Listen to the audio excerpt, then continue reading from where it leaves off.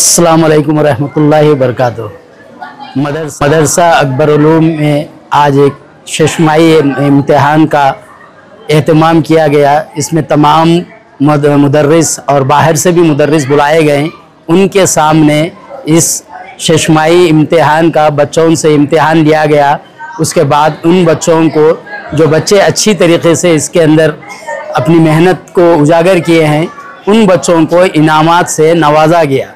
और तमाम मुदारिस और हमारे इलियास साहब, मुफ्ती इलियास साहब जो है सो इस मदरसे को देखभाल कर रहे हैं। साथ में हमारे अमजद साहब, हाफिज़ साहब अमजद साहब भी जो है सो इस मदरसे के देखभाल, और नाजिम साहब हैं, सदर हमारे सैयद मंजूर हुसैन सदर साहब जो है सो इस काम को अपनी दिलचस्पी से अपने तमाम मसरूफियात को तर्क करते हुए इस मदरसे के लिए पूरा अपना वक्त ज़ाया कर रहे हैं।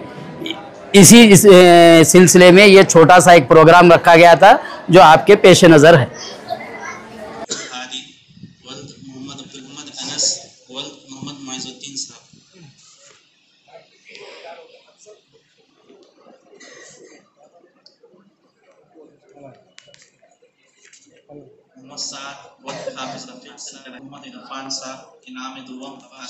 इनाम